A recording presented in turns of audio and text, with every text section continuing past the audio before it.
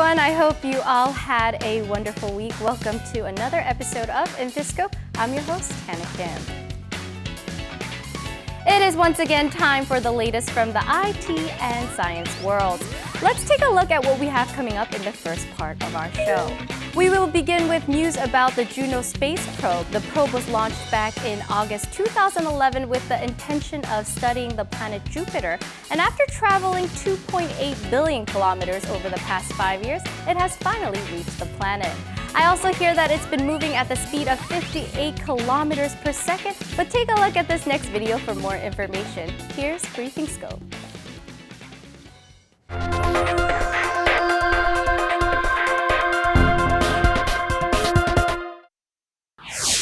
NASA announced that on July 4th, the Juno probe successfully entered the orbit of Jupiter. Juno is the first probe to enter Jupiter's orbit in 20 years, following Galileo's entry in December 1995. Juno will spend the next 20 months collecting data about the planet and, by extension, the solar system. A magnitude 5 earthquake hit the sea off the coast of Ulsan last month. Local residents raised concerns about nuclear power plants near the city.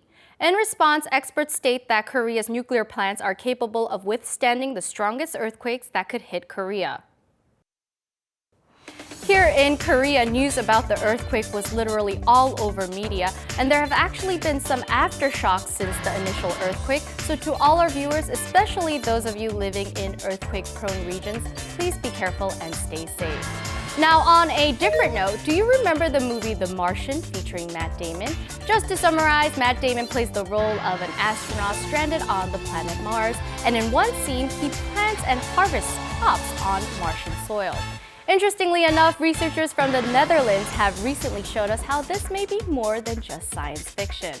We'll take a look at how crops can be grown on the planet Mars, but first, let's shift our focus back to some zoology here in Korea.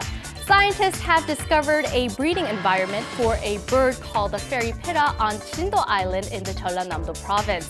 The fairy pitta is deemed a vulnerable, if not endangered species, and they usually breed on Jeju-do Island and Jeju-do Island during the summer months. But we have more on the fairy pitta and how we may be able to save this species next on Industry Inside.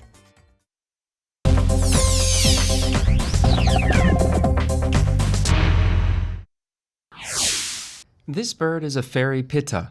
It is flying to its nest with a worm to feed its young. This fairy pitta cleans out the nest so that it won't attract natural enemies with its smell, and only flies away after it finishes cleaning up. The fairy pitta is a natural monument, but it is also a threatened species. However, some were discovered on Jindo Island, Jeollanam-do province. Fairy pittas were typically seen on Jeju-do and Jeju-do Islands, and this is the first time that a breeding ground was discovered on Jindo Island. 2014년부터 우리나라 도서지역 산림에 대해서 연구를 진행하고 있는데요. 이러한 과정에서 진도에 팔색조가 번식하고 있다는 것이 확인이 되었습니다. To date, a total of 21 fairy pittas were seen in 2 townships in Jindogun County. Based on the size of forests, researchers estimate that about 30 breeding couples currently reside in the county. 진도 지역은 숲이 울창하고 숲내 하층이 빈약하여 숲이 구조와 규모가 팔색조가 서식하기에 적합하였습니다. 그리고 마을 뒷산에서도 팔색조가 관찰될 정도로 산림의 상태가 양호하였습니다. Fairy pittas are usually found in clean, evergreen, broad-leaved forests. Deforestation in the Jindo region has been slowing, and it is believed that the fairy pittas came to Jindo Island as the forests began to recover. Researchers emphasize the importance of maintaining the forests as part of boosting the diversity of species. This is a scene from the movie The Martian. An astronaut is stranded by himself on Mars and has to wait for 4 years to get rescued. In order to survive, he grows potatoes in Martian soil.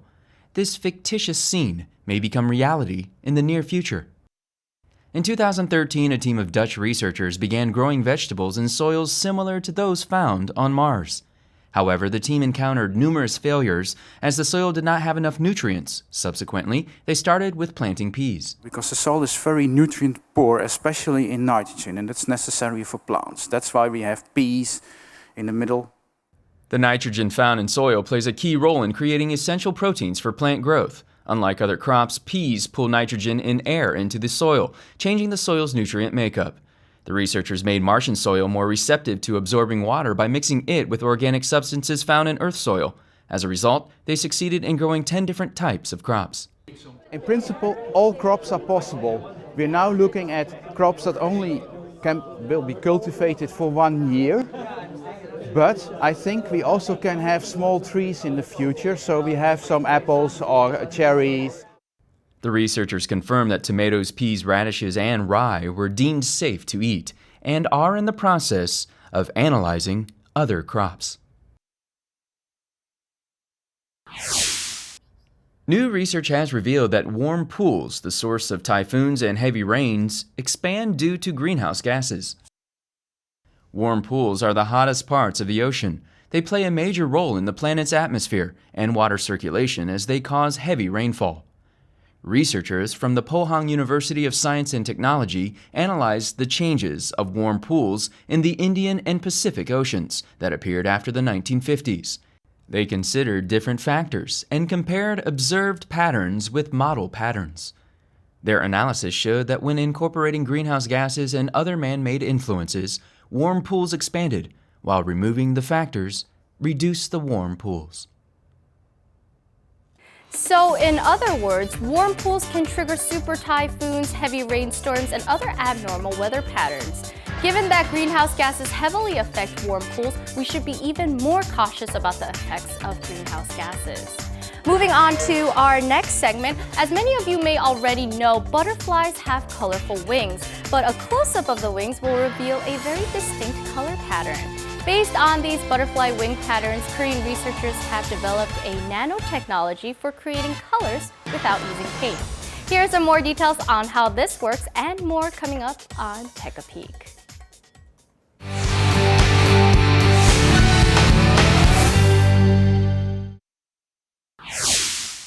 Butterfly wings catch the eye with their flashy colors and patterns.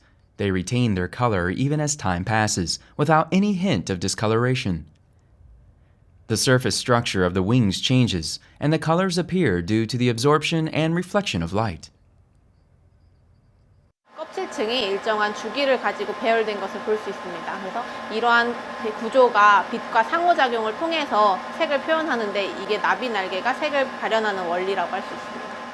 Gaining inspiration from butterfly wings, Korean researchers have developed a method of creating a desired color without the use of paints.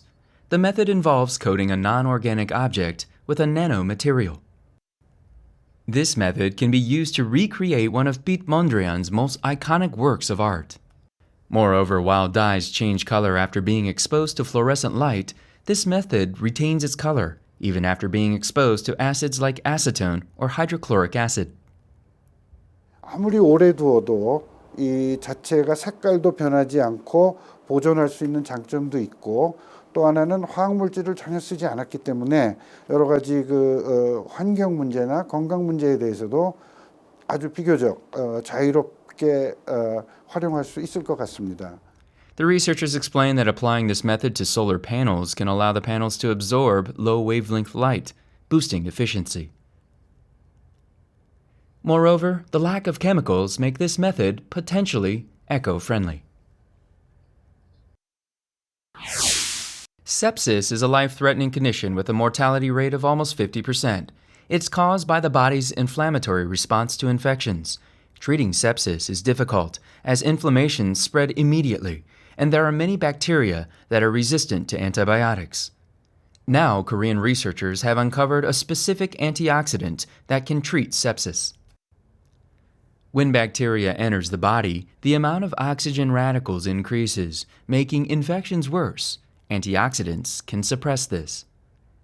When antioxidants were removed from mice afflicted with sepsis, the mortality rate reached up to 80%. When antioxidants found in human bodies were inserted into the mice, the mortality rate fell by half. 자극을 받게 되면 그 대기세포 안에 있는 마이토콘드리아에서 ROS가 나오게 됩니다. 그런 마이토콘드리아에서 나오는 활성산소를 그 세스트린2라는 단백이 특이하게 그 활성산소를 제거하는 거죠. 그럼으로써 과도한 염증 반응을 억제한다고 볼 수 있습니다. Using the properties of antioxidants can reduce mortality rates for sepsis and avoid side effects of antibiotics and cellular damage. Researchers hope that this method can also be applied to treating arthritis or viral infections, among others. I really do hope that the findings in that last story can lead to new treatment options for diseases like arthritis and virus infections. Of course, we will try to keep you posted on any new medical updates here on Infoscope, but it's already time for me to say goodbye. Remember, we will be back next week with other interesting stories from the IT and science world. Thank you for joining us today, and see you next time. Goodbye.